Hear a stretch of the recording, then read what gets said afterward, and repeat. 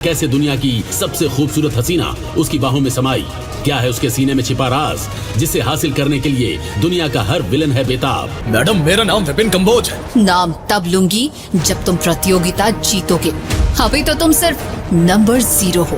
तो एक बार फिर से पूछती हूँ, कौन है जो इस नंबर 0 से लड़ेगा? एक सुंदर लड़की ने अखाड़े में कदम रखा। ये कोई और नहीं बल्कि विपिन की प्रेम का अकीरा थी। अरे, ये तो इसकी गर्लफ्रेंड है। मतलब आज ये अपने ही गर्लफ्रेंड से पिटेगा। ये क्या कर रही हो कीरा?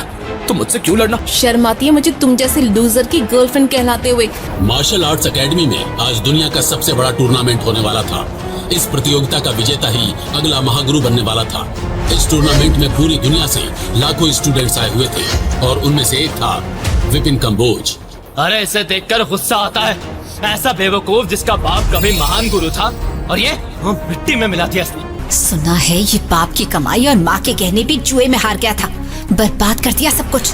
चारों तरफ से हंसी के ठहाके गूंजने लगे। विपिन की आंखें हल्की सी भर आईं। उसने अचानक एक जानलेवा ऊर्जावार विपिन के सीने पर दे मारा। विपिन काफी दूर तक फिसलता चला गया। आज अगर तुम मुझसे हारे तो भूल जाओ कि मैं तुम्हारी गर्लफ्रेंड हूँ। अकीरा के दूसरे ऊर्जावार से विपिन को दिन में तारे नजर आने लगे और उसे अपने अतीत का एक ऐसा सच याद आया जिसने उसकी पूरी जिंदगी बदल दी थी। मास्टर, सब मुझे नंबर 0 बुलाते हैं। मेरे पास जो शक्तियां थी वो अचानक गायब क्यों हो गई? मेरे पिता की मौत का सच क्या है? सवाल बहुत हैं विपिन, लेकिन जवाब सिर्फ एक है, विधि का विधान। विधि का विधान? ये क्या है? विधि का विधान एक ऐसी किताब है जिसे देवताओं और राक्षसों ने मिलकर लिखा था।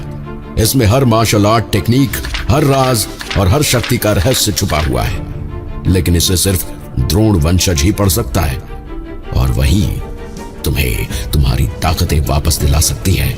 विपिन की हार के पीछे छिपा है उसके पिता साहो कंबोज की मौत का रहस्य। भयानक, एक मायावी दानव जो अपनी रहस्यमयी शक्तियों से दुनिया पर कब्जा कर रहा था। साहो ने अपनी आखिरी शक्ति का इस्तेमाल कर भयानक को 100 टुकड़ों में तोड़ दिया। हर टुकड़ा ब्रह्मांड के अलग अलग कोनों में छुपा दिया गया, लेकिन उनमें से एक टुकड़ा कालाहारी जंगल में गिरा। अगर ये किताब इतनी ही ताकतवर है तो ये है कहाँ? मास्टर सेक की लाइब्रेरी में है। मास्टर सेक?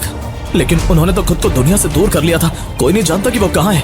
लेकिन किताब वही है जहाँ तुम्हारे पिता ने इसे आखिरी बार छोड़ा था, पर उसे हासिल करना आसान नहीं है। अगर ये किताब मुझे मेरी शक्तियाँ वापस दिला सकती है तो मैं इसे जरूर हासिल करूंगा। लेकिन एक बात याद रखना विपिन, इस किताब तक पहुँचने की कोशिश में असफल हुए कई लोग या तो पागल हो गए या फिर हमेशा के लिए गायब है। जब पूरी दुनिया सो रही थी, विपिन ने एक खतरनाक फैसला कर लिया था। वो किताब चुराने के लिए दबे पांव लाइब्रेरी तक पहुंच गया। इतनी बड़ी लाइब्रेरी और इतनी पुरानी किताबें। विपिन की नजर आखिरकार उस किताब पर पड़ती है, क्योंकि सिर्फ द्रोण वंशज ही उस किताब को देख या पढ़ सकते थे। वो किताब एक जादुई ऊर्जा के गोले में रखी है। मिल गई, विधि का विधान। अब बस इसे पढ़कर मैं अपनी शक्तियाँ वापस ला सकता हूँ। ये किताब दुनिया का सबसे बड़ा रहस्य थी, जिसे सुरक्षित रखने के लिए मास्टर सेक ने कई जादुई अलार्म लगाए थे। और जैसे ही किताब चोरी हुई, इसकी खबर पूरे एकेडमी में आग की तरफ फैल गई। घंटी की आवाज सुनते ही मास्टर अर्जुन की आंखें चौकन्नी हो उठती हैं। उन्हें तुरंत समझ आ जाता है कुछ बड़ा गलत हो चुका है। विपिन किताब को अपने सीने से लगाए कालाहारी जंगल के घने पेड़ों के बीच भाग रहा है और तभी एक जाना पहचाना चेहरा प्रकट होता है, मास्टर अर्जुन। विपिन, तुमने विधि का विधान चुराने की हिम्मत कैसे की? इसे तुरंत वापस दो। ये किताब मेरी है मास्टर, सिर्फ द्रोण वंशज इसे पढ़ सकते हैं और मैं साहू कंबोज का बेटा हूँ, मुझे कोई नहीं रोक सकता। और तभी मास्टर शर्मा भी अपने कुछ हथियार बंद नकाबपोश बंदों के साथ वहाँ पहुँच जाता है। लेकिन उस जंगल में सिर्फ इतने ही लोग नहीं थे। सफेद पोशाक में एक बला की खूबसूरत महिला इन्हें चोरी छुपे देख रही थी। कौन है ये महिला, ये तो वक्त ही बताएगा। तो ये रहा हमारा छोटा चोर और हमारा आदर्शवादी गुरु अर्जुन। मास्टर शर्मा, आप यहाँ कैसे? जहाँ विधि का विधान जाएगा मैं भी वहाँ जाऊंगा, क्योंकि ये किताब सिर्फ तुम्हें नहीं बल्कि पूरे ब्रह्मांड को बदल सकती है। लेकिन तभी कुछ हुआ। अचानक शर्मा के सारे नकाबपोशों ने विपिन को घेर लिया। वो अकेला पड़ गया। तभी मास्टर अर्जुन विपिन के सामने ढाल बनकर खड़े हो गए। शर्मा, विपिन को जाने दो, यही हम सबके लिए अच्छा होगा। तुमने सोचा भी कैसे कि मुझे रोक सकते हो? मेरे रास्ते से हट जाओ अर्जुन, वरना बेमतलब मारे जाओगे। शर्मा के एक इशारे पर चारों तरफ से उसके लोग अर्जुन पर वार करने लगे, लेकिन अर्जुन ने शर्मा को विपिन के करीब आने तक नहीं दिया। उसके ऊर्जा वार से शर्मा घायल हुआ, लेकिन मौका देखते ही शर्मा ने विपिन को एक जादुई खंजर फेंक कर मारा। लेकिन तभी पेड़ों में छुपी उस रहस्यमय महिला ने एक इशारा किया और हवा से खंजर का रुख बदल गया, लेकिन वो खंजर सीधे जा लगा अर्जुन के सीने में। खंजर आर पार हो गया। मास्टर अर्जुन की धड़कनें हमेशा के लिए थम गई। विपिन चीखता चिल्लाता बस अर्जुन को मरता देखता रहा। हे भगवान, ये मुझसे क्या हो गया? इस अपराध की कोई माफी नहीं है। मेरी वजह से मास्टर अर्जुन की जान गई। शर्मा का खेल अभी खत्म नहीं हुआ था और फिर वो हुआ जिसकी किसी ने उम्मीद नहीं की थी। मास्टर शर्मा ने अपना रूप बदला और बन गया शैतानी तांत्रिक मामन, भयानक का सबसे बड़ा उपासक। मामन को अपने सामने देख विपिन की आंखें फटी की फटी रह गई। अब ये किताब मुझे दे दो विपिन, या तुम्हारे साथ भी वही होगा जो तुम्हारे गुरु के साथ हुआ।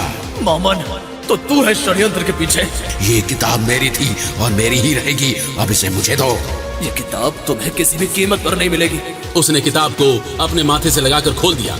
अचानक किताब में लिखे प्राचीन मंत्रों से एक अजीब सी चमक निकलने लगी, लेकिन विपिन ने जो पढ़ा वो उसके होश उड़ाने के लिए काफी था। ये क्या लिखा है? ये सच नहीं हो सकता। भयानक का आखिरी टुकड़ा तुम्हारे भीतर है। तुम्हारे बिना उसका पुनर्जन्म संभव नहीं। विपिन की आंखें फटी की फटी रह गईं। भयानक को वापस लाने के लिए विपिन का होना जरूरी था। नहीं, ये झूठ है। ये कैसे हो सकता है? अब समझा। इसलिए तुम्हारे पिता किताब को तुमसे दूर रखना चाहते थे, लेकिन विधि के विधान को कौन रोक सकता है? तुम्हारी मौत का समय मेरे हाथों लिखा जा चुका है विपिन। विपिन कुछ कर पाता इससे पहले ही मामन के आदमियों ने उसे पकड़ लिया, लेकिन उस रहस्यमयी लड़की के एक इशारे से उसके बाद कालाहारी जंगल में जो हुआ वो विधि के विधान में भी लिखा होना असंभव था। अकीरा, क्या बदतमीजी है। मैं साहू कंबोज का बेटा हूँ और ये प्रतियोगिता अपने पिता के सम्मान के लिए लड़ने आया हूँ। तुम पर एक लड़की पर कैसे हाथ उठाऊंगा? फट्टू कहीं के, ये ले अपनी 2 कौड़ी की अंगूठी और दे देना किसी 2 कौड़ी की लड़की को। आज से तुम्हारा मेरा रिश्ता खत्म। चारों तरफ से हंसी के ठहाके गूंजने लगे। विपिन की आंखें हल्की सी भर आईं। गालियां और ताने तो सालों से सुन रहा हूँ, लेकिन ये दिन आखिरी होगा। आज मैं इन सबको साबित कर दूंगा कि मैं नंबर 0 नहीं हूँ। क्या ये अनाथ लड़का जो पिछले 10 सालों से हर बार हारता रहा है, इस बार अपने भाग्य को बदल पाएगा? क्या हुआ उस पल में ऐसा? क्या विपिन मामन से अपनी जान बचा पाएगा? आखिर विपिन के शरीर में भयानक का 100वां टुकड़ा कैसे आया? आखिर मामन कैसे करेगा भयानक को जिंदा? क्या होगा भयानक के उस आखिरी टुकड़े का? और कौन थी वो सफेद कपड़ों वाली बला की खूबसूरत महिला? और क्या छिपा है विधि के विधान किताब में? विद्या, विजय या विनाश? आगे की कहानी जानने के लिए देखिए अगला एपिसोड सिर्फ पॉकेट एफएम के यूट्यूब चैनल पर, और नंबर 0 के सारे एपिसोड्स को सुनने के लिए डिस्क्रिप्शन में दी लिंक से डाउनलोड करें पॉकेट एफएम ऐप।